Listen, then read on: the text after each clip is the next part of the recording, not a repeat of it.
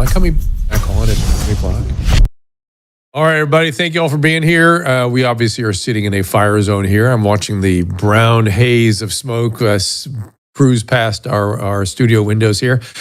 We are fine. We appreciate everyone's concern, but we will come back at 3 o'clock and give a fire report because it is just across the arroyo from us there. And we are a bit used to these sorts of things here in Southern California, but this one is bad, and it got I'm not used to it. Well, it got involved with residential area way more than usual, although we had it in 94 very, very similarly.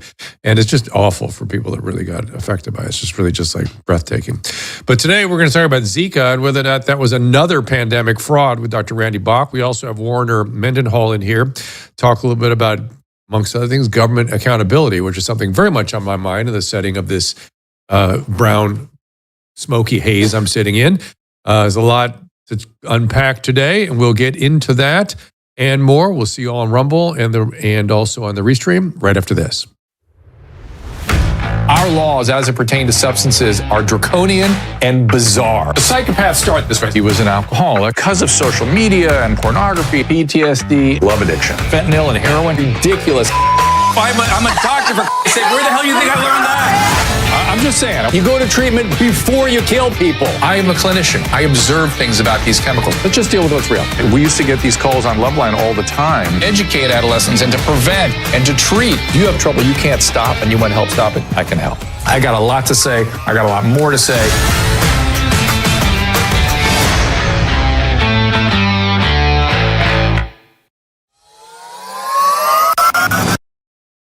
I'm excited to bring you a new product, a new supplement, Fatty. I take it. I make Susan take it. My whole family takes it. This comes out of, believe it or not, dolphin research. The Navy maintains a fleet of dolphins, and a brilliant veterinarian recognized that these dolphins sometimes developed a syndrome identical to our Alzheimer's disease. Those dolphins were deficient in a particular fatty acid. She replaced the fatty acid, and they didn't get the Alzheimer's. Humans have the same issue. And we are more deficient in this particular fatty acid than ever before. And a simple replacement of this fatty acid called C15 will help us prevent these syndromes. It's published in a recent journal called Metabolites. It's a new nutritional C15, pentadecanoic acid it's called. The deficiency that we are developing for C15 creates something called the cellular fragility syndrome. This is the first nutritional deficiency syndrome to be discovered in 75 years and may be affecting us in many ways, and as many as 1 in 3 of us. This is an important breakthrough. Take advantage of it. Go to fatty15.com/Dr. Drew to receive 15% off a 90-day starter kit subscription, or use code Dr. Drew at checkout for that 15% off, or just go to our website, drdrew.com/fatty15. All right. First up is Dr. Randy Bock, who I had the great pleasure of meeting at the Brownstone Institute Gala. Amongst other things, he's a physician, he's an author, he's a Yale graduate, he's a chemist, a physicist. MD is from University of Rochester. His book is Overturning Zika. He has other books coming he'll tell us about. In 2016, the World Health Organization predicted millions of cases of Zika in America, and a global panic ensued. And what happened? What went wrong? Where has Zika been? I thought every baby was going to be born with microcephaly. Dr. Randy Bock, welcome to the program. Thank you so much, Dr. Drew. It's an honor to be here. Drew's fine. Drew's fine. I'll call you Randy, and we'll move on. If you had told me this in 2019, I would have thought, oh, Dr. Bock, Randy, come on now.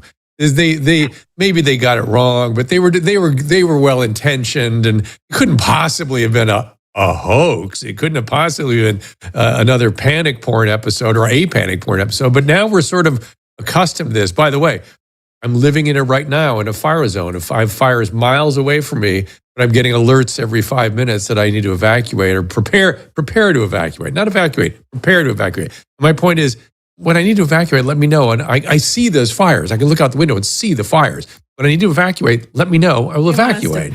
We are adults. Anyway, so go ahead. Tell me what led to you going down this road of looking at Zika with jaundiced eye. Well, it's a funny thing. It's funny you say jaundice because it's a flavovirus, and flava means yellow, and it's named for yellow fever, actually, which produces a little bit of jaundice. So it's kind of interesting irony right there.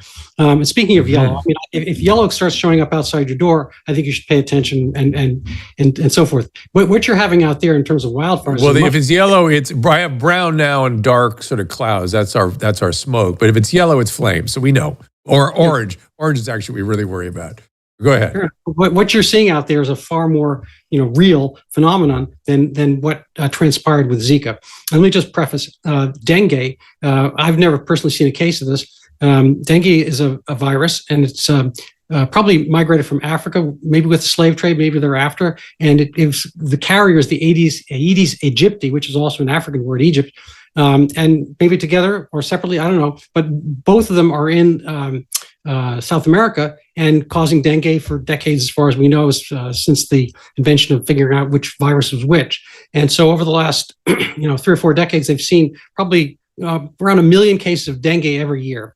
And there are a few fatalities. And Randy, if I could interrupt you, we've had 2 cases of indigenous mosquito transmitted dengue here in Southern California. And from my estimation, that is a much bigger story than any bird flu cases. That's a huge deal. But the press don't know to make it a big deal because they're so preoccupied with whatever the World Health Organization is telling them.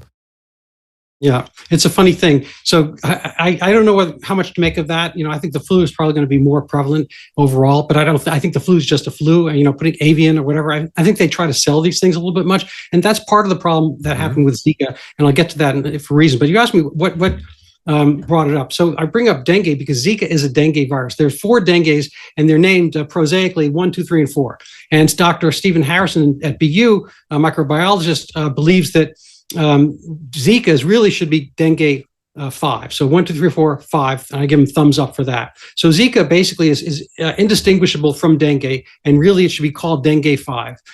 Dengue, with its 1 million cases per year, and there's dengue, all these different numbers, has never caused any increase in actual microcephaly numbers in Brazil. So there's no dengue microcephaly. We've heard of Zika microcephaly, but it's a little bit of a mirage, a phantom, and so forth, because probably Zika, insofar as it ever existed in the Americas, exists as coexisting with the other dengue brothers, sisters, cousins, whatever you want to call it, carried by the same mosquito, the Aedes aegypti, and there's a whole kind of dengue belt that's well known and documented. Uh-oh, there we go. Did Randy freeze on us? Oh, Is that there you are. You froze for a second. Go ahead again. The dengue belt. It must be the cold weather here. It looks like, so the dengue belt is in Amazonian Brazil and Colombia and Venezuela and so forth. And Zika should overlap with that. What they actually found for the cases of microcephaly was in the population areas where people had been talking about microcephaly. So it's really a kind of an overflow of panic. Now, how did I find out about this? I looked at an article in the Wall Street Journal in 2016, and they were making this clarion call about Zika microcephaly. And there was a set of doctors, neuropediatricians in Recife, which they call Recife, northeast Brazil. And they thought there were more cases of microcephaly than had been previously there. In a normal city, a city of like 2.5 million people, at any given time, there should be about 7 cases in the wards of microcephaly based on the criteria they had at the time, which were wrong, mind you. They were too lax a criterion. And what they saw was maybe 13 or 15 cases. Earlier that year, in 2015, there had been an announcement that some dengue cases were Zika. There's no real reason to bring this up because Zika itself had never caused any human illness. It's a dengue virus that doesn't affect humans. So it's probably a primate, a chimpanzee dengue virus and not a human one.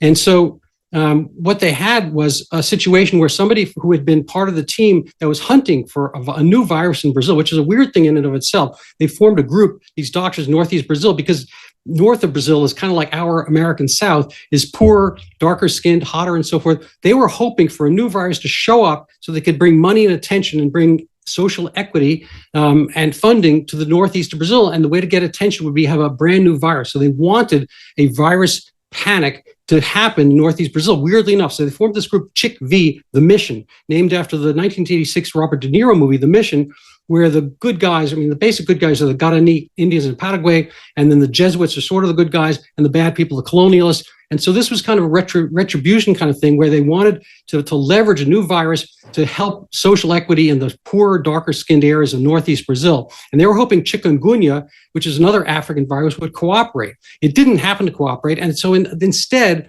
there are two doctors in Bahia who came up. Well, hold on a second, Randy. I thought chikungunya was a different illness. Is that not true?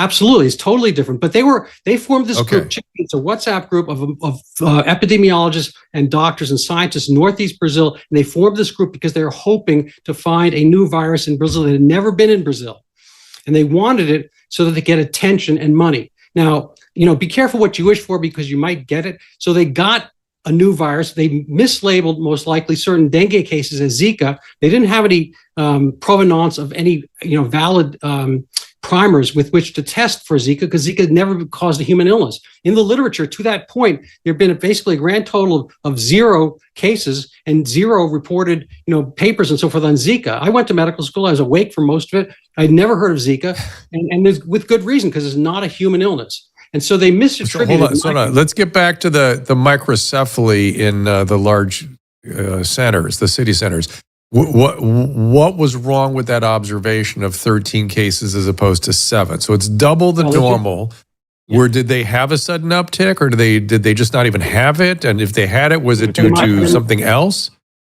Right. There might have been an uptick. The problem is nobody really knows. It could have been just, it doesn't. Has it gone back to the baseline now? Is it this whole thing of, oh my God, Zika is going to spread across the hemisphere? It just went back to normal? Well, there's microcephaly cases. There's Zika and there's microcephaly. Microcephaly has always been around. Basically it's a I get it, but there was an uptick. Did that uptick revert back to the mean? Yes.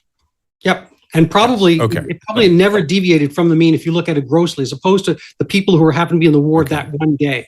They basically, it's like be in a dry area, it rains 3 days in a row. What does that mean? It's the end of the world? No, it's just one of those random things.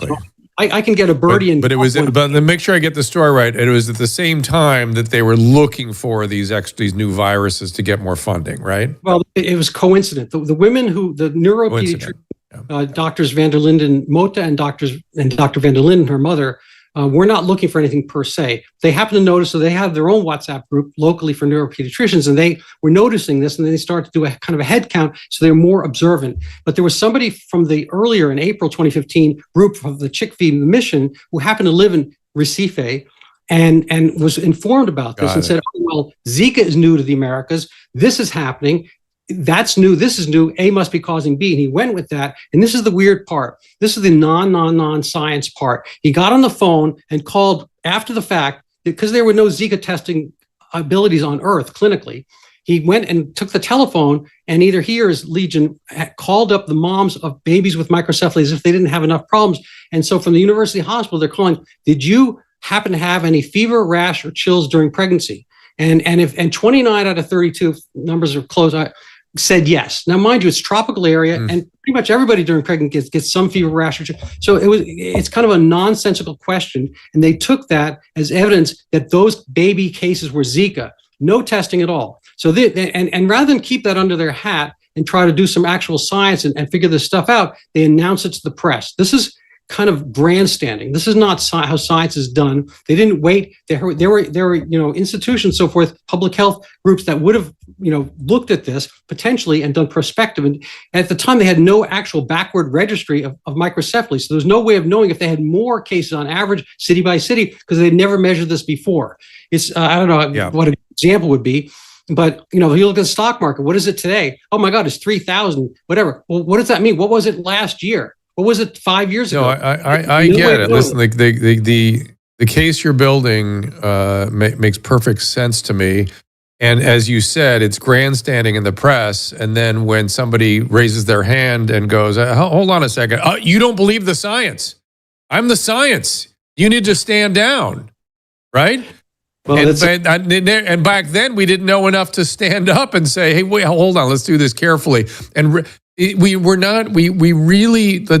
was going on was the press was out of control. Right. And so they look for these little stories. Now, these guys are looking for ways to get funding, and then the press is looking for ways to get eyes. And then they went with it. Absolutely. And how come where's the follow-up in? That was how many years ago? 2016? Where's the Zika outbreak? Why don't they reanalyze it? Yeah. And this was not necessarily our press. Brazil has its own issues, and they had an impeached president at the time. That sounds familiar, Dilma Rousseff. Yeah. And she used this to galvanize troops and galvanize popular opinion because they had an enemy. So they put 2.25 troops on the streets, and they did all this mosquito stuff and literally drained the swamp as far as they could. But there was another aspect which is a little bit kind of ghoulish and macabre, and as a result, there've been the kind of a diminishment in the birth rate in Brazil. What they did was the left in Brazil has always been clamoring to tear down the abortion statutes. So there are a few states, mostly in previously or currently Catholic Latin America, that have constraints against abortion. So the left, and NGOs associated, so forth, they put a lot of money and attention so they could overturn the abortion constraints in Latin America. So they went full court press on this, and they went to the Supreme Court in Brazil, and they went to all other kind of judicial actions and legislative so forth to get emergency injunctions for abortion. So they did not want this story to go away, because everybody theoretically in the whole country could theoretically have been bitten by mosquito. You never know. And theoretically have Zika. Nobody could test for it. And theoretically those cases could have microcephaly. You wouldn't know. There's no way of testing in utero. Anyway, so everybody had to have abortion all of a sudden. And this was the big push. And this is why it never went away, in my view. So the press kind of stuck on this case, even though there was very little science underneath it. Although, listen, I'm looking at some of my chat comments here, and Pat asked a very good question. And this is, I'll ask, peer to peer, what your kind of theory on this is. Why are people so scared of sickness today? When I was young, it was expected that you got sick, measles, colds, flus. And I totally agree with this, that this safety uber alles, this denial of the biological reality of the human experience is in full swing. I've never seen anything like it. And on top of that, we know that health and resilience, yes, thank you for that, Caleb. Health and resilience comes from exposure. Exposure to not just emotional stressors, but also biological stressors. But we have reverted back to the Robespierrean public safety, his committee of public safety I'm reading a book right now for towards a greater safety or something. That was all they were concerned about in 1790 France. How did that end up? Well, what's your theory? Well, I think you're touching on a reasonable point. I think there's kind of a social justice thread through a lot of this, harm reduction and whatnot. There's kind of the NGO world where people get power not by selling things. The shoe companies and the car companies, they actually have to produce a product. A lot of other people have to produce a theory, and they get wealthy doing that. And so the industries where you make money by making money are different from those where you have to kind of beg for it. In order to beg for it, you have to have a reasonable problem, and people have to, stay alert and alarmed and so forth. And then they have some kind of secondary gain that aligns with politics. In my book, Overturning Zika, I mentioned Rudolf Virchow. I'm sure you've heard of him. He was the 19th century German pathologist, and he was a physician as well, and probably a really good physician, but he kind of in a Bernie Sanders mood, he wanted medicine primarily to correct social injustices and social, whatever you want to call it in today's terms, equity and whatnot. And this is part of where things went wrong with the Zika story, because the Chick v. the Mission Group, they were hunting for a virus when there was not one, because they wanted it to be there. And what happens is you get things perverted. You get the wrong results. When you go into science hoping for a result, you wind up, with something that's perverted. And so there's all kinds of biases that happen. There are biases that happen all along the way because people wanted this.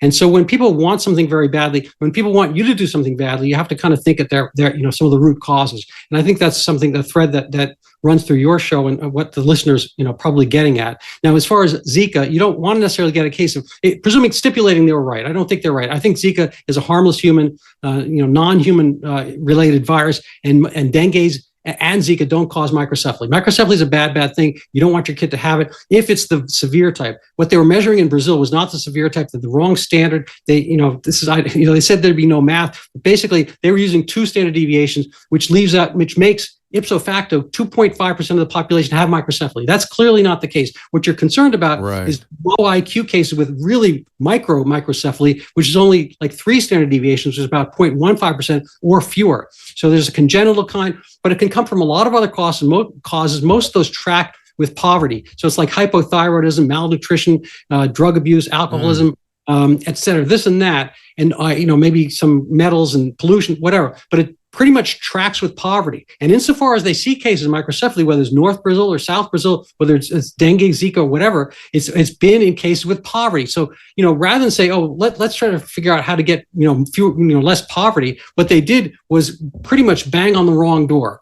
This is not really helpful to bang on the wrong place. Now, if you have a fire out there, it's not a good time for you to, start making a drum circle. It's not the right answer to the problem. So they might have, maybe drum circles are great, but they don't help with fires. And what they did here, when they have a problem with microcephaly, if in fact they did one, but they didn't, there was nothing but they got something that pulled at people's heartstrings by showing the babies with small heads. Or panicked them also. It was a headline. Like wildfire. And so does wildfire, by the way. And so people, use these as hooks, and that's an unfortunate situation. Yeah, I mean, that to me, it's so characteristic of the way the press behaves here in this country. They get a dramatic picture. They kept showing pictures of the kids with this, and as you say, the severe, obvious microcephaly, where you could see the microcephaly because the actual cranium is shrunken. And they're like, this is going to happen to you. If you're a pregnant woman, watch out. Can you imagine? Of course it's going to panic people. I'm looking at the current incidence in the U.S. Based on 2009, 2013, 1 in essentially every 1,200 babies. So what's that? That's 1.01%.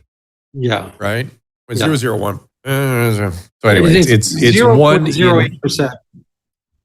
0.08. Yeah. And that is,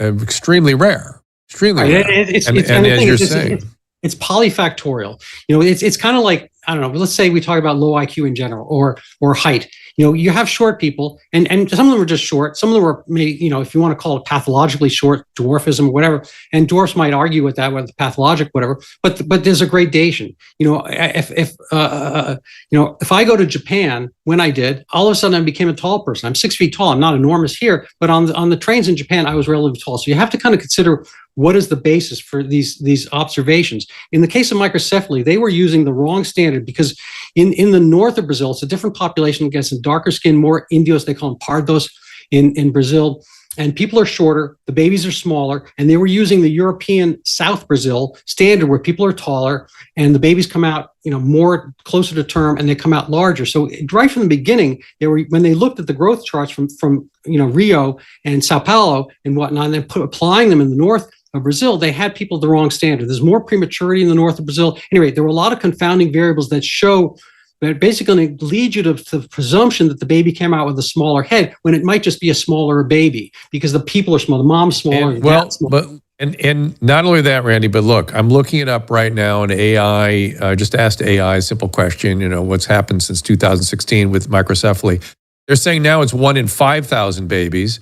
And it is due to congenital conditions like Downs, viruses, which include rubella, chickenpox, and CMV, malnutrition, and certain nutrient deficiencies. Not Zika. Zika is not mentioned. So why isn't the press analyzing itself? Why aren't they looking at what they did? They panicked a generation of women. Yeah, it's crazy, and moreover, there's something called what I call ghost babies.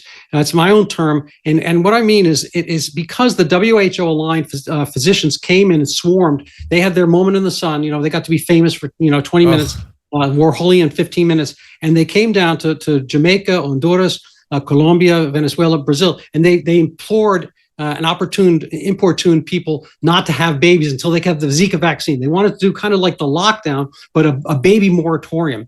And this was cheered on. Baby lockdown.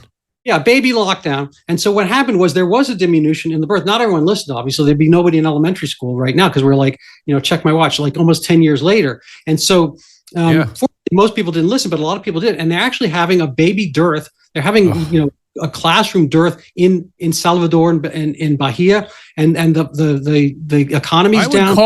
I would call that racist. I think that certainly, if you want to point at something that's systemically racist, reducing the number of births in that population, that sounds racist to me. This is the fruition of that. I'm sorry to cut you off. This is the fruition of the idea of wanting Chick V, the mission. They wanted the mission to come in and bring social equity. Well, you know what? They got it. But it turns out it's not that great when you just bring a disease in falsely. You scare people, and we see what it's like now. We see the walking wounded now with masks in 2025. The same thing. Every person you see with a mask is kind of a cognate for everybody in Brazil who's still scared of a mosquito, and they might stay indoors. They slather on insect repellent and so forth, doing things that are not healthy for young women and women who are pregnant and so forth, especially in a tropical area. Imagine how hard it is just to be a woman pregnant in the tropics, and now all of a sudden you got to stay indoors or you got to slather on everything, in order to cover yourself up to go outside, because a mosquito, one single mosquito, theoretically, according to their view, can ruin the cherished life within. And nobody has said, you know what? No, this wasn't us. What instead happened is kind of the macabre laying on of your own applications. I don't know if you ever heard of this guy, Bill Gates. In 2017, apparently he's got a lot of money from something. I don't know. I've heard he's kind of micro and soft, but I don't remember the association. But in 2017, he said, I will put out 100. I don't know if he did this or not, but he said, I will put out $100 million to Moderna if they will make an mRNA platform. There had been no mRNA virus vaccines to that date. He said, well, the Zika is coming along, the Zika vaccine. If you put it and you put that dish on an mRNA plate, then I'll give you $100 million out of the Gates and Bill and Melinda, whatever. And so the problem is the virus never cooperated. Like chikungunya didn't cooperate. It turns out the Zika didn't cooperate either. Either it wasn't there to begin with, or it never caused the microcephaly. So they didn't have the wherewithal. But that, again, still hasn't stopped people. Even in Baltimore, I believe to this date, within the last year, there's a Dr. Anna Durman at the Johns Hopkins School of Public Health. I think this is Bloomberg School of Public. You might have heard of him too. And what they're doing now is they're injecting and infecting Baltimore women with the Zika virus so they can track down and formulate a Zika vaccine. And now, mind you, if in fact they do, because they have not gone back and said, you know what, our bad, Zika may be real virus, it's a dengue, but it doesn't really, and doesn't cause microcephaly, sorry about that. If they had done that, you could respect them. But what they have done is not that. And they're keeping the press on. And as soon as there's a Zika vaccine proven by tests such as this, I think they're going to wind up mandating it around the world because everyone thinks it's real. And for my, part of the importance of my book, and people forget about the Zika thing, there are a couple of things. A, if people had paid attention to how false how true the panic was and how false the association was, then they would not have fallen as quickly and as much. They wouldn't have bitten the same hook for all the COVID lockdowns. A, because the same actors, Dr. Fauci and whatnot, are all part of the Zika story. And B, they would not, they would have better vaccine kind of skepticism and so forth. And we would not necessarily have this, play out the way we did for these other mandated vaccines. Randy? Yep. It's an incredible story. I commend you for sleuthing it out. We have to kind of wrap this up. What is in your crosshairs going forward? Where are people to find you? Where do you want them to look?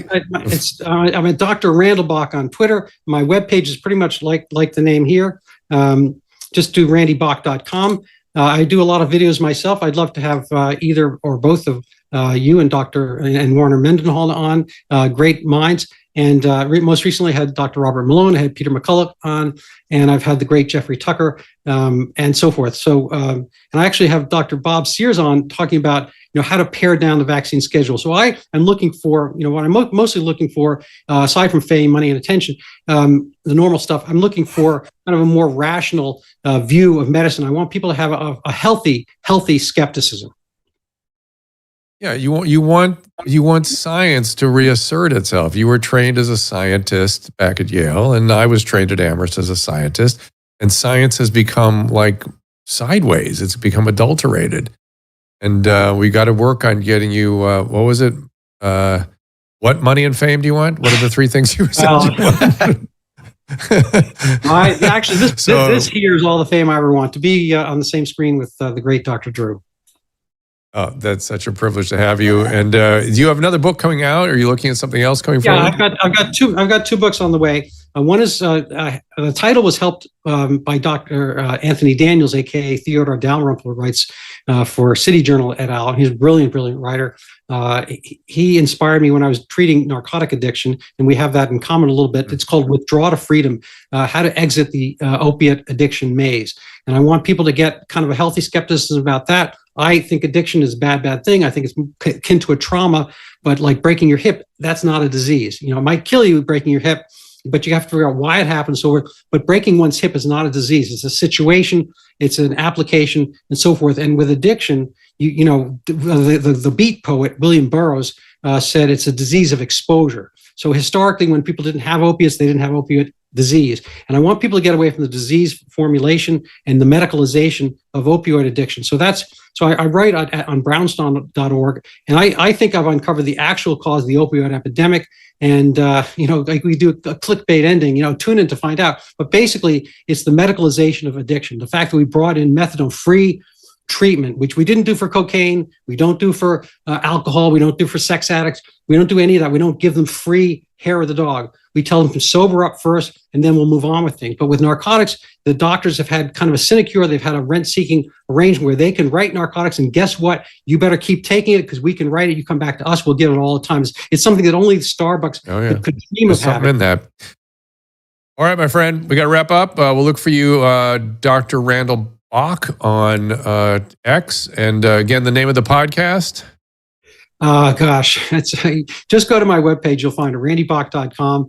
And it's actually false facts fixed. It's basically the inverting delusion. The delusions are fixed false facts. So I tried to flip that around. And God knows delusions and cognitive distortions have been running amok for quite some time here. So we need to fix false facts, right? Is that it? Fix false facts? You say it better than I do. You have much more fluid. We'll talk presence. Soon. Thank you so much. Take care now. All right. Bye-bye. Coming up, we have Warner Mendenhall. I'll tell you all about him after we get back. Wellness company knows that taking charge of your family's healthcare is a top priority, and being rationally ready, and who knows what the future will hold for us. Now TWC has a service to cover your family's medical needs, including and especially prevention. For just $100 a month, the One Wellness Elite membership includes 2 free medical-grade nutraceuticals per month, free prescriptions for over 800 of the most common medications, access to concierge telemedicine, available at a moment's notice, and a 15% discount on all supplements and the emergency kits. 15% off the emergency kits. That's quite a saving. So if you're spending $100 or more on supplements and meds every month, this plan will already save you money. If you sign up for a year, you'll save $200. And when you use the link, drdrew.com/TWC, you'll get 10% off the first payment to the One Wellness Elite membership. Check out One Wellness at drdrew.com/TWC and get 10% off your first payment. drdrew.com/TWC. It's all there. If you want to see stars, you have to watch them dance, dive, or go to rehab with Dr. Drew. Dr. Pinsky told me that you are having some issues. He says I'm depressed. Are you? Dr. Drew. And again, when you find these extreme circumstances, you're never happier having a kit like this. I don't know if this is a fireproof case, but we have everything you could possibly need for an emergency situation. We have reached into these boxes. I mean, Susan, how often now? Like almost every week. Yesterday we were into this, and we are delighted to have this thing. We could have gotten caught up here. There were trees down all over our streets, and we had trouble getting out. And we have the pharmaceuticals we need. Get it at drdrew.com/TWC. They have a variety of kits there, and you'll find what you need. Trust me. All right. If prevention also is a priority, think about Paleo Valley. Proud to say that this has been a small business that's been a trusted partner with us at least a year now. Their grass-fed and finished bone broth is outstanding. It's made from actual bones, not hides. We love it. We have the chocolate in our coffee every day. It's minimally processed. Great way to maintain and supplement your diet with high nutrient density. Controls your appetite. It's plain vanilla, also the new salted caramel. As I said, high in protein, low in calories. 3 flavors are sweetened with monk fruit, which I haven't heard much about lately, but that's non-glycemic. In case you didn't know, monk fruits, it's a great sweetener. Team has asked Dr. Drew can test the fact. Also, I want to test to a fact that, would you help me, please? There is a serving of Paleo Valley's bone broth can boost energy, and it's a great source of nutrient density for brain function, which I've been relying on lately because I haven't slept in 3 days. Check it out at doctor.com/Paleo Valley. First-time orders get 15% off, and subscriptions, you save 20. And that is doctor.com/Paleo Valley. Save money and feed yourself with the best stuff. And I was on a plane yesterday. Again, happy I had their beef sticks. Also good for a to-go bag. Oh, yeah, for to-go and run bag. I was just thinking, if we got stuck here, if the trees fell down on the street or whatever. We could survive easily on the bone broth and beef sticks. Yeah. Easily.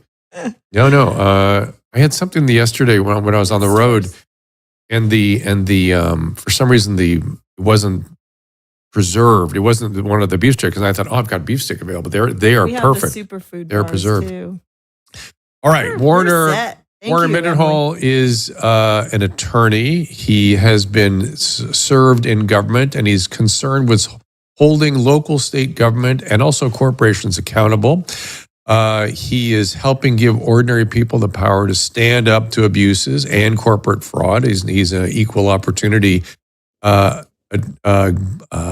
gun, not hired gun. He's an attorney, and he's interested in serving the good. He's been active politically. He was in Akron City Council for a while in the 90s, and he has been helping fight corruption, which is a hot topic currently. I was on a plane with RFK Jr. day before yesterday, and I brought this up to him, and he said, man, I'm getting in. I'm looking under the hood, and it's worse than I thought. Warner Mendenhall, thank you so much for being here. Oh, what a pleasure and an honor to be here today. I am all about fighting the fraud in every way we can. And I think that this crisis, it was driven a lot by money that was just spread all over the country and all of our institutions, and it corrupted our hospitals, it corrupted our education institutions, and everybody knows that. They were bribing contractors, federal contractors, to get the shots in people's arms of the federal contractors. Millions of dollars in bonuses to the companies that would get their employees up to 90%. They were threatening hospitals to pull their Medicare funding and their Medicaid funding if they didn't get shots in their nurses' arms. And this is for a drug that you and I now know, and I think everybody knows, is completely ineffective. Any claim for this drug that it solves COVID or prevents COVID is out the window at this point. And there has been tremendous damage. And I do want to talk about that a bit too. There's been tremendous damage to our population, both in the millions of additional disabled, and I believe about 500,000 people have died from taking the shot. We're currently representing people. One of my clients, unfortunately, is extremely ill. Her spinal cord has been damaged. Her diaphragm no longer works properly. She's having trouble breathing, and she's 40 years old, and she took it because of her job. That's a lady named Danny Baker, by the way. She goes by Course Nurse on Twitter, and she's a fantastic client to have, and we're going to try to make a point with that. So, and I think that's, we also, this has been a remarkable event in every way. And one of the things that I find most compelling is that the American citizens really stood up for their own constitutional rights. Millions of people walked off the job because they sensed that their rights were being violated by their employers and by government. And so we've had a real awakening to our constitutional rights, to privacy, to religious freedom, to medical freedom, to the right to speak. All of those rights now have been, I think, revived in the population because they came under attack by our own government. and our government came at us through every institution in our daily lives. And I kind of, I've been thinking about how to describe what's going on here because it's very different. In the past, we've had civil rights movements that have always been about, expanding the rights, protecting, various groups, women, racial minorities, gay people, expanding the rights. What we have here, though, is sort of an inversion. The inversion has been that the government now is seeking to strip us of our rights. They've been taking our rights. We all know that in every area. And so what we as citizens in this new civil rights movement is we're reclaiming the Constitution. We're reclaiming our individual rights. And that's that's partly about what we're litigating. I know we want to talk about accountability, but that accountability for violating our rights is a huge, tremendous part of this. And so many millions of people have stood up to this. Yeah, it's so astonishing to me, and it became clear to me somewhere in the middle of COVID that my purpose is to defend free speech, and that's why I started interviewing people of minority opinions or who had been canceled on this show because they had been prevented from speaking. And I felt that it is my responsibility, first of all, to give them a place to speak, and secondly, see what they have to say. Then I learned something from most of them because they were, guess what, over the target. So free speech became something I was astonished at this stage in my life that had become my calling. I'm wondering if you also have anything to say about the recent grand jury findings out of the state of Florida regarding the vaccine. I don't know if you saw that, but Ron DeSantis put something up on X yesterday about that, and it looked to me like some really serious action would need to be taken as a result of those recommendations. That's correct. I'm aware of the grand jury process in Florida. I'm not sure I'm completely up to date. I don't want to claim that, but I think that what we see here is that citizen-led efforts like these grand juries are remarkably powerful. And people may not realize this, but there are some states, such as California, Washington, I think Wisconsin, that citizens themselves can work to impanel these grand juries. Now, there's a lot of resistance to that. This is an old mechanism that's been in place since the founding, but it all had to do with the founders' respect for the citizens and the empowering of citizens to hold government and even corporations in check. I mean, after all, by corporations, I mean it this way. A jury has the power to have a death penalty for a corporation, end a corporate life by its jury verdicts. So juries are an incredible place where we're very much empowered. And that's one of the things that the group, you're aware of the group that kind of came together around COVID, Freedom Council. And that's on Twitter, it's at freedom_council. But that's a group of attorneys who all had stood up individually throughout the United States to fight all these insults to our constitutional right and defend and work with all these millions of people who had the courage to stand up and fight. And then we have won tremendous battles in the last 4 years for religious rights, educational rights, employment rights.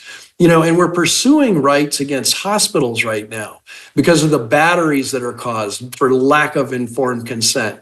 We're going after employers for violating religious rights and the right to bodily autonomy and medical exemptions. And those cases, as you may have seen, we've had multi-million-dollar verdicts now come out of the Bock case in San Francisco and the case in Michigan. That was, I think that was $12 million out of Michigan.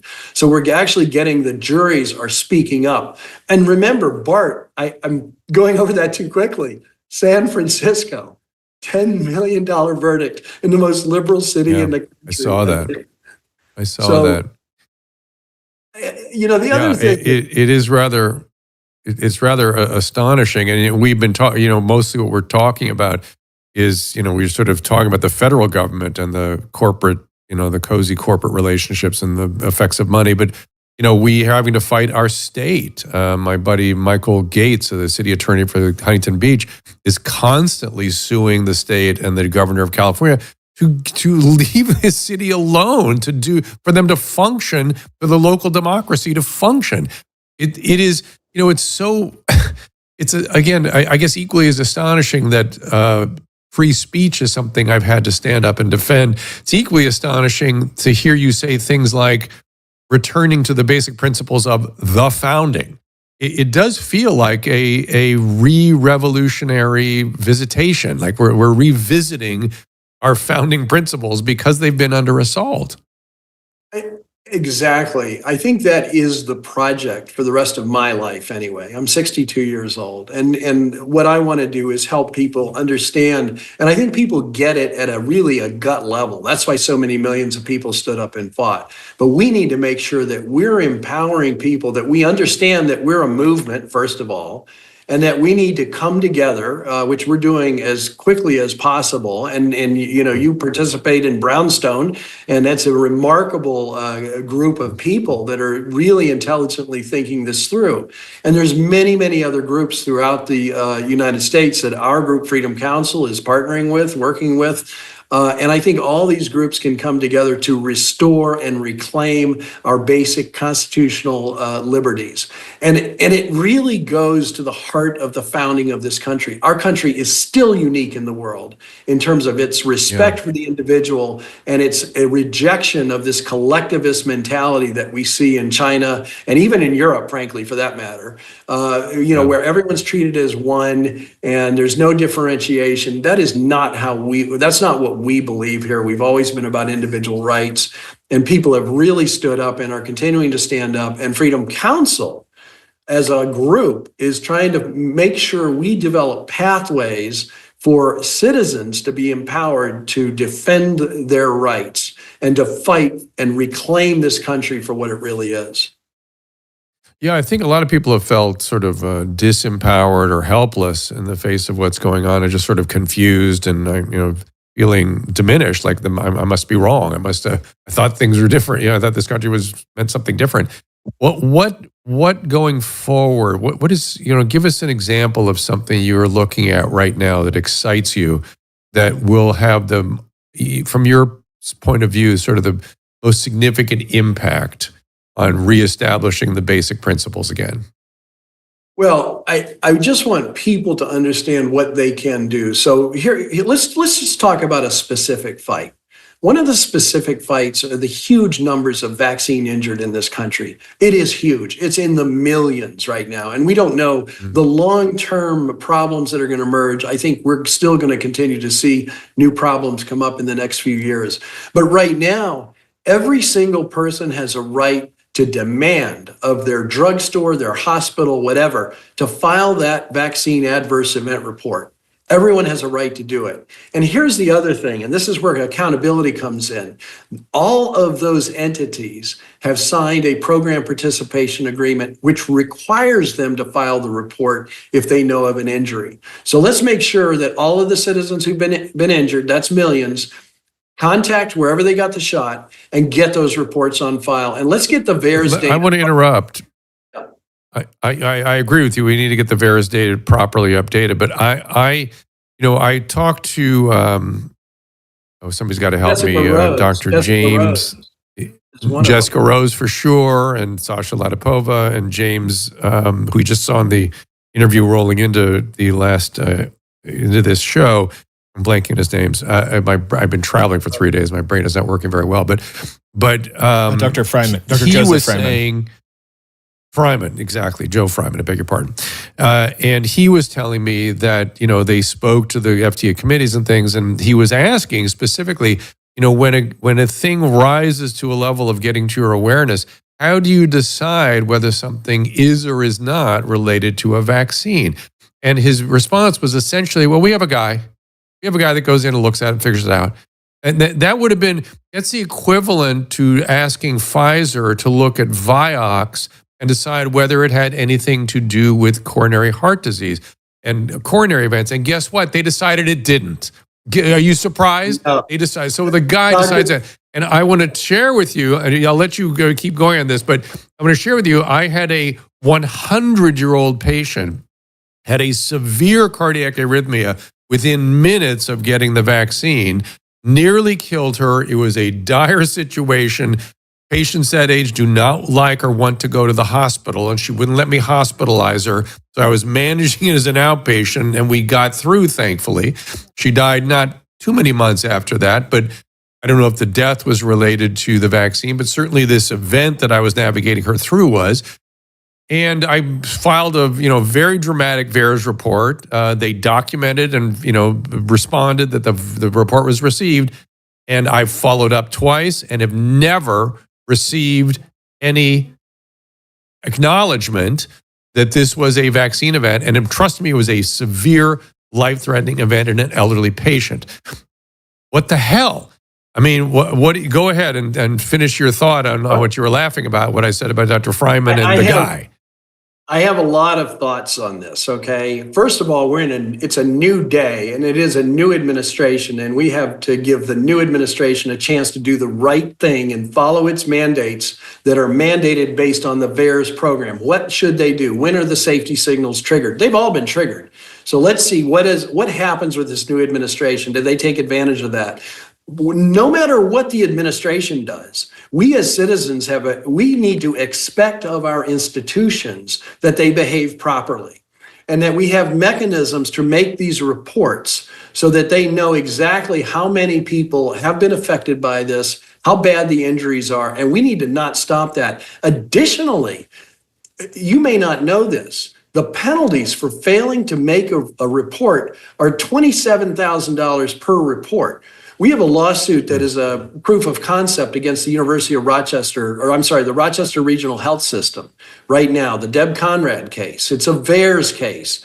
They signed the program participation agreement and they failed to report the injuries, and they are now liable for millions of dollars for the failure to report those injuries. Same is true for CVS, Walgreens, and any other hospital you can think of that was giving these injections. And we believe that Rochester Regional Health System had 12,000 vaccine injuries in that one system that they failed to report. Multiply that by $27,000. What do you get? Yeah. And we as clinicians have an ethical obligation as much as a formal obligation to report this stuff. But when you get so little satisfaction, it feels like it goes into the abyss. I don't know how we motivate practitioners to report all the spectrum of what they're seeing. First of all, hold them accountable. And there are ways to do that. I'm telling you, I have a lawsuit to do that right now, and we can do other lawsuits like that. So lawsuits can provide a fulcrum to do that, but we need the citizens to do their part to get these reports filed. The same thing is true with the hospital protocols. I mean, this is the same process. The money was just spread over these hospitals to use ineffective, dangerous treatments like remdesivir and kill patients again. Again, I think there have been about 500,000 killed in the hospitals. That's my view. But it was fraud. They classified many of these as COVID deaths that they were not. You citizens out there can look at your loved ones' health records and dig out the fraud and tell us about the fraud. And we can do something about that. And right now, there are citizens groups all over this country. I can think of specific ones in Minneapolis, in New Jersey, up in Michigan. We have a bunch of dead at Beaumont Health System in Michigan, for example. And those families are coming together and looking at what that hospital did. And we know it's fraud. So it's fraud in the VAERS program. It's fraud in the hospital protocol problem and this program. And the citizens can do something about it. And they actually are.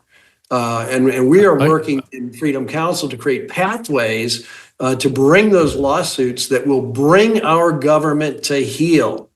You know, they literally need to be scared straight again. And the only way I know to scare them is to cost them as much money as we can. And by the way, the failure to make a VAERS report is a crime. It's a violation of 18 USC. Yeah, I get it. I get that. Although people convince themselves that they're not seeing a VAERS, a vaccine reaction, but whatever. Wait a minute. Have you I want to looked clarify at something. I want to clarify something. Yeah. VAERS is not dependent on a linkage between, there's no causality necessary. It's any reaction post-vaccine. It's not a causal issue at all. If you have a problem after a vaccination, whatever it is, it must be reported. Have you ever looked at how death certificates are filled out by physicians in the best of circumstances in this country? Because I've been trying to ring this alarm for about 30 years. It's largely, it's not fraudulent, it's just false. Because the county coroners hold physicians hostage they tell them, "Oh, I see the way you filled this out. This doesn't work for us," and they won't tell us why or why not. And then you go, "Well, that's what they died of." Well, do you want to hold this body up for another 3 weeks while we do an autopsy on this poor family that's grieving? Is that what you're saying, doctor? You want to hold this up? So you end up writing cardiopulmonary arrest as the cause of death. And now, which means the heart stops, which is how everybody dies. And now cardiac death goes down as the #1 leading cause of death in the country. It's like, there's a real mess in terms of how we complete there should be a much broader spectrum of what is accepted by the county on a death certificate than what is actually accepted, certainly in LA County. I've had to litigate that in a medical malpractice case, by the way, because what went on the death certificate was exactly that. Heart stopped. Well, it was hyponatremia is what it was. And we needed that diagnosis to hold, I hate to say this, doctor, but to hold that doctor accountable for what happened in that surgery. So I've dealt with it directly, and the death certificates are, obviously played around with. And the coroners, remember, a lot of those are political positions, and a lot of times they are protecting, institutional prerogatives that have nothing to do with the cause of death of that individual. So I have seen that. We got to do something about that. We really do, because the people are trying to collect data on death certificates, and I keep telling them they don't run a death certificate, get the medical record out, because the death certificate may not reflect at all what happened to that patient. Well, it is very interesting, the playing around with the death certificates. And John Bodwin has done great work in Massachusetts on the death certificate data. I was going to ask about him. Yeah. I'm very interested in his work and what he's been doing. Yeah. And one of the biggest things and the biggest frauds that he's revealed is so many people who died for another reason than COVID, but they were incentivized with COVID on the death certificate. Well, that's fraud, and we can recover we can recover that money, folks. They got bonuses for putting COVID on there. Let's get those bonuses back. It's not their money, it's taxpayer money. So who do you want to come to your foundation? Because you might get a lot of calls or emails. Well, people should follow us, I think, on Twitter at freedom_council. I think that's great. Freedomcouncil.org is the actual website, and we are happy to hear from everybody. Honestly, and I know people understand how overwhelming this probably can get for us, but we are putting these into databases right now because we get hundreds of inquiries. So we're putting these into databases right now, and from the database emerges patterns. So you citizens, by letting us know what's going on, these patterns emerge of which hospitals are the worst fraudsters out there, which drugstore is not making any VAERS reports, which hospitals are killing people and violating patients' rights and interfering with the doctor-patient relationship. Those patterns emerge, and we're going to examine those patterns for points of litigation that we can bring, because there's a real follow-along effect. The lawsuits have a good effect on the rest of the country. If we hold one accountable, others wake up and they're like, "Oh, we don't want to be liable. These citizens are coming after us hard, and it's our job to come after them as hard as we can." I'm looking it up right now. It's freedom_. Freedom_council. That's the Twitter handle. Yeah. Freedom_ It comes up easily. There it is. COUNSEL council. I am following. I suggest we all do the same.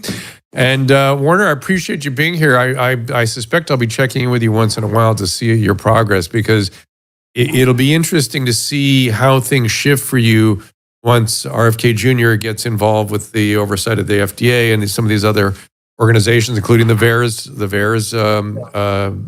website and whatnot, and see if they actually do change. I think they will change. The extent is the question, but we certainly have more communication with this administration. We're going to have much more than we had under the Biden one. And by the way, I saw you in a movie recently. I don't know if you know this. You're in Epidemic of Fraud. You're actually in that movie. There's some clips of you. What is that?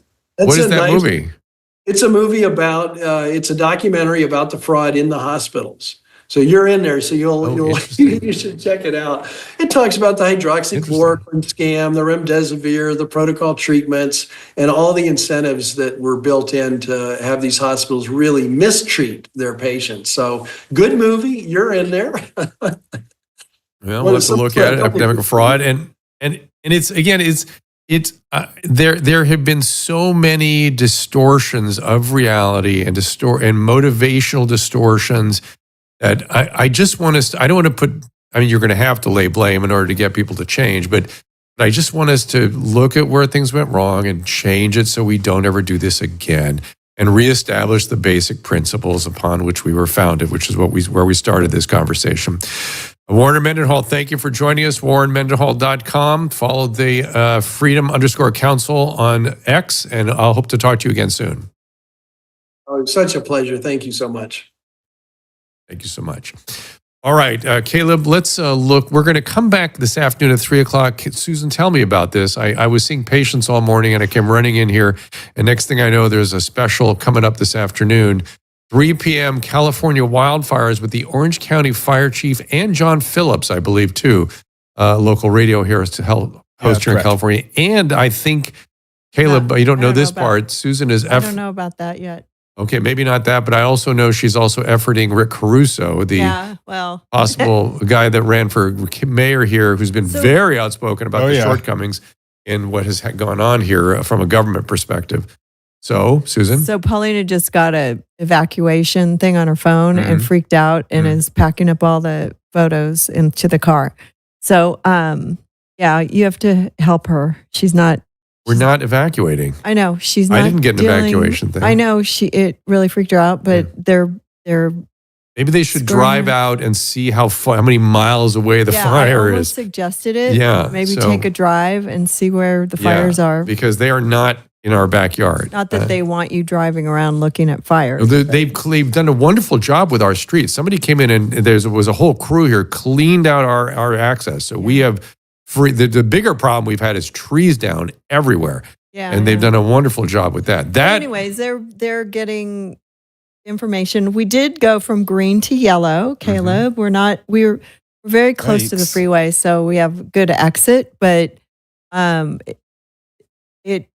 fire would have to go through the Rose Bowl. So we'd have to take out the Rose Bowl, literally. Yeah, so it's not going to happen. Yeah, all the houses next to it. So we also have, as you see, we have and they actually evacuated all the animal shelters to the Rose Bowl. So I couldn't imagine that they do that and then let the Rose Bowl catch on fire. Exactly. Viva Friday, January 15th. Dave Rubin on the 16th Salty Cracker coming back on the 23rd. Warnings, and they scare the hell out of you. This is what's bothering me. This is what I said at the beginning of the show, is like, if I need to evacuate, tell me to evacuate, I'll evacuate. In the meantime, stop sending me alerts that there might be an evacuation. I can see where the fire is. I can literally drive down the street and see it. Her anxieties are really high, but don't discount them. You need to go talk to her and be helpful because it's hard for me. Frustrating. I know. I mean, they can just go to Orange County and not be here. All right, that's fine. I packed up the fancy cameras, though, Caleb, for you. Oh, is that what you were doing? That's actually not a bad idea. Because if we need to throw, look, I'm not saying I would not evacuate if they tell me to evacuate. Yeah. That's some of the things I'd throw in the car if we did. And grab the Starlink dish. I wish I could take the lights too. And I don't even mind people readying an evacuation. Grab all those, I'm going to do a little plug to Nanlite. They're our lighting system that is one of our sponsors. They have these really cool long tubes. I don't know if you can see the light behind Drew. She told me how expensive they were the other day. I was like, oh my God, I wouldn't want to get near them. Those are going in the car too. So. Okay, well, not yet. We can throw those in at the last minute.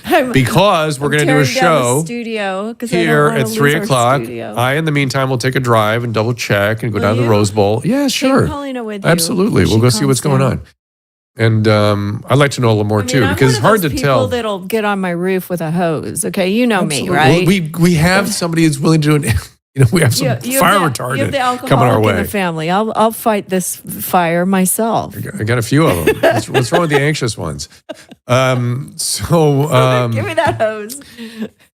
All right, but I the weird part is here that what we are sitting in is just this smoke filled. It just feels terrible.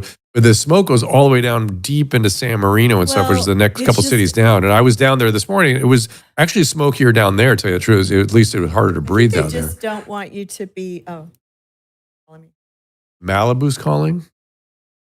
She's going to go. I don't know what that means. I did talk to Corolla today, though, and he is in the middle of all that stuff, and his condo is really there. And he was showing me footage of. Maybe I should send this to you, Caleb. You can show it a little. Yes. Maybe when we come back. Yeah, I'm going to be showing which is everything, all the footage videos of and the- stuff that we've gotten from people, like friends all across there and over on where you guys are, to really show how bad it is. I was tracking it last night. I didn't want to text Susan in case she was evacuating, and I looked and it's like, okay, it's starting to grow, but it's not bad. And I wake up this morning and it's like almost encircling where you guys are. So it's It is. It's encircling, but that's it's. Well, we were the And only you guys are in green a- portion of everything. Like it because there's mountains and there's brush, and they kind of come down in fingers around us. But we were like in the middle of it, green, because we're kind of protected by a golf course on one side and the Rose Bowl on the other side. So but now I think basically just to get people not to come here or go in and out, if they can just, stay off the road in case the fire trucks have to show up. Oh yeah, sure. Yeah. So all right. It's not, we're in a pretty good area. I mean, we still have power and internet. We are in. I listen, mean, if the power goes if we out, were on the other you side of the won't see us Arroyo, at 3 we o'clock. would be out. We would be out. No, I know. We got So- to pack up. I don't mind the packing. I don't mind you being ready with stuff to make it easy when the time. packing. God.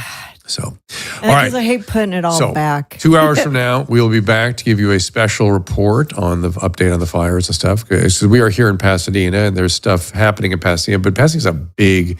It's many hundreds, I would say, probably of square miles. Yeah. Right? It's probably 10. I mean, my heart certainly goes 100 out to square miles. everybody who's just seen their entire neighborhood go down. It's brutal. I mean, it was ridiculous. Up against the foothills, it's brutal. We have a ficus And tree we will- that fell down, and I left it down. And in the morning, I woke up, and it had stood up and fallen down the opposite direction. So that's how strong the winds were. Yeah. A really heavy tree.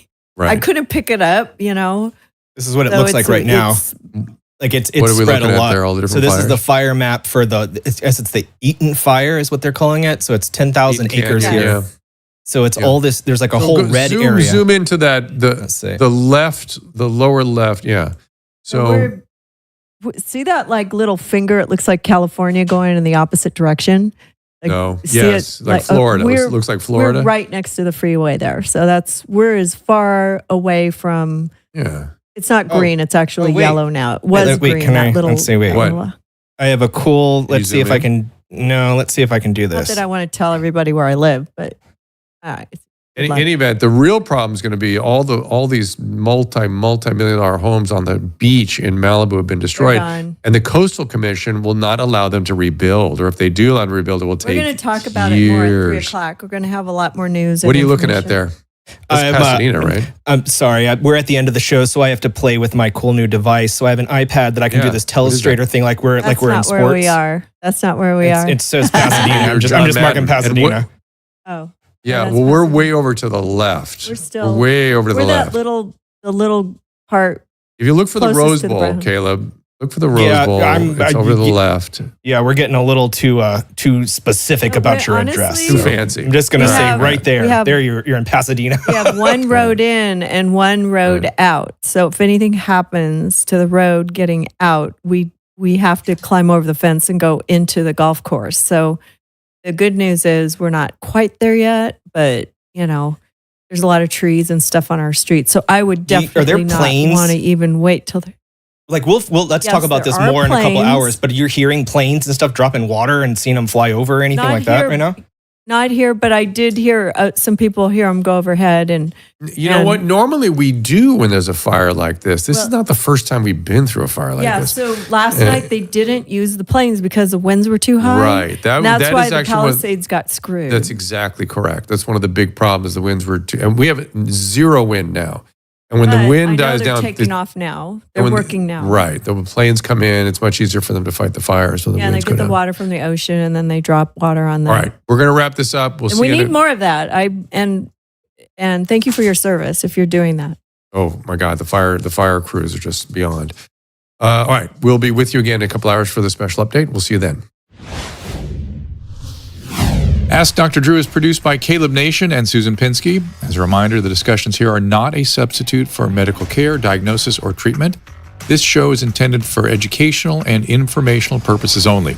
I am a licensed physician, but I am not a replacement for your personal doctor, and I am not practicing medicine here.